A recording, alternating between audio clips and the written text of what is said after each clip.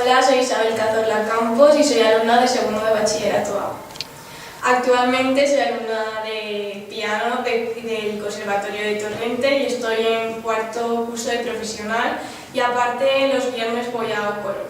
Cuando tenía 8 años tomé la comunión y pedí un teclado pequeñito y mi tío me regaló un teclado bastante grande. Entonces mis padres, como era bastante grande y no nos cabía en casa, pues dijeron que lo iban a devolver, pero yo dije que no, que me apuntaran a piano y que en mi cuarto quitaba todos mis juguetes y ponía el piano.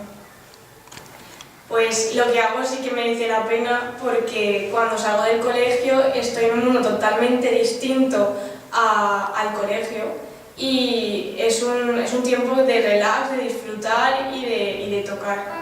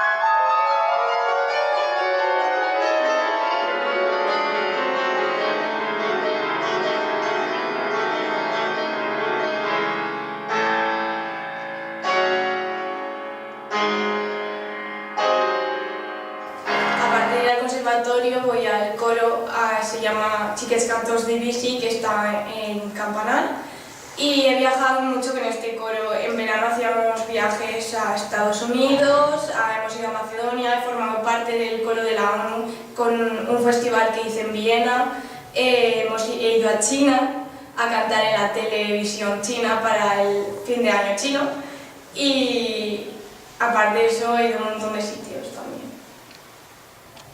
Cuando fui a Viena participé en un festival en el que hicimos un cursillo con el director de los Niños Cantores de Viena. Mi primera actuación fue en La Pechina, con 8 años, y me sentí muy nerviosa y no salió muy bien. A veces me equivoco, pero improviso de tal manera que hasta me han felicitado por eso. Dentro de unos años sí que me puedo ver haciendo las oposiciones para entrar en alguna orquesta o simplemente llegar a ser profesora de alguna academia o algún conservatorio, tanto profesional como superior. Llevo en este centro desde que tenía 3 o 4 años y con el paso del tiempo he conocido a muy grandes amigos y muy buena gente que actualmente estoy con ellos. Que podría decir nombres, pero me los voy a reservar. Tengo un fuerte carácter.